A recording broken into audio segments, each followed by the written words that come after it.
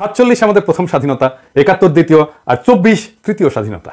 এবং 1971-এর এই দ্বিতীয় স্বাধীনতার আগে এবং পরে শেখ মুজিবের রাজনৈতিক জীবন পর্যালোচনা করলে আমরা একটা ইন্টারেস্টিং বৈপরীত্য দেখতে পাই। পাকিস্তান আমলে তিনি ধীরে ধীরে হয়ে ওঠেন গণতান্ত্রিক আন্দোলনের নেতা। দাবি করা হয় যে তিনি গণতান্ত্রিক আন্দোলন করে বাঙালি জাতিসত্তার মর্মবাণী অনুধাবন করতে সহায়তা করছেন। এটা ঠিক যে তিনি 6 দফার আন্দোলন করছিলেন। তার প্রথম দফাতেই ছিল একটা গণতান্ত্রিক শাসন পদ্ধতির প্রবর্তন দাবি করা। সেই দফায় বলা হয়েছিল লাহোর প্রস্তাবের ভিত্তিতে সংবিধান রচনা করে পাকিস্তানকে একটি ফেডারেশনে পরিণত করতে হবে, যেখানে সংসদীয় পদ্ধতির সরকার থাকবে এবং প্রাপ্তবয়স্ক নাগরিকদের ভোটে নির্বাচিত আইন পরিষদ সার্বভৌম হবে। সুতরাং দেখা যাচ্ছে শেখ মুজিব প্রথম স্বাধীনতা যুদ্ধের আগে সংসদীয় পদ্ধতির পক্ষে ওকালিত করছিলেন এবং জাতির কাছে নিজেকে উপস্থাপিত করছিলেন গণতান্ত্রিক সংগ্রামের নেতা হিসাবে। 71-এর স্বাধীনতার পরে বাংলাদেশবাসী কি লক্ষ্য করলো? বিপন্ন বিস্ময়ে দেখলো গণতন্ত্রের ধ্বজাধারী মুজিব কি দ্রুততার সাথে সংসদীয় পদ্ধতিকে ছুঁড়ে ফেলা ফ্যাসিবাদী একনায়কতন্ত্র কায়েম করলো।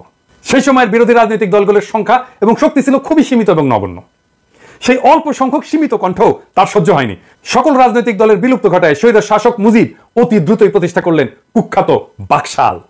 সংসদে বাকশাল অনুমোদনের মাত্র 15 মিনিটের মধ্যে নিয়ম বহির্ভূতভাবে প্রেসিডেন্ট পদে শপথ নিয়ে তিনি বনে গেলেন দেশের সকল ক্ষমতার একছত্র অধিকারী। তাকে অপসারণের কোনো ধারা রাখা হলো না। তার কীর্তিকলাপ এতটাই ভয়ঙ্কর ছিল যে তখন তাকে তাজউদ্দিন আহমেদ হিসর করে দিয়ে বলছিলেন যে আপনাকে শান্তিপূর্ণ পথে অপসারণ করার পথ আপনি বন্ধ করে দিলেন। সেই সময়কার বাকশালের স্লোগান ছিল এক নেতা এক দেশ, বঙ্গবন্ধুর বাংলাদেশ। শেখ মুনি আরো এক ধাপ আগায় যেয়ে বলতেন জনতার শাসন নয়, মুজিবের শাসন চাই। অন্য সকল ফ্যাসিবাদী রাষ্ট্র এবং সরকারের মতো মুজিবের বাংলাদেশে হয়ে গেল এক দলের অধীনস্থ এক ব্যক্তির শাসন। একটা রাষ্ট্রের 3টা শাখা বা অংশ থাকে: নির্বাহী বিভাগ অর্থাৎ প্রশাসন, আইন বিভাগ অর্থাৎ সংসদ এবং বিচার বিভাগ অর্থাৎ আদালত। মুজিবের হাতে কুক্ষিগত হলো এই সবগুলি বিভাগ। তিনি নিজেই পরিণত হলেন রাষ্ট্রে। ঠিক একইভাবে হাসিনা পরিণত হয়েছিল অতি রাষ্ট্রে।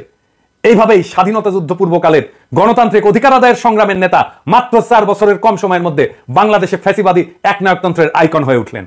ফ্যাসিবাদের এমন একটা আইকন স্বদেশের গণতন্ত্র, মানবাধিকার, এমনকি স্বাধীনতা, সার্বভৌমত্ব, আঞ্চলিক অখণ্ডতার প্রতি কত বড় হুমকি সেটা তৎকালীন সমাজের সকলেই অনুধাবন করছিলেন। সেই কারণেই ফ্যাসিস্ট শেখ মুজিবের নিষ্ঠুর, আকস্মিক, রক্তাক্ত এবং মর্মান্তিক মৃত্যুতে দেশবাসী চমকিত হইল, হাত ছেড়ে বাঁচছিল এবং খুশিতে আনন্দে ফেটে পড়ছিল।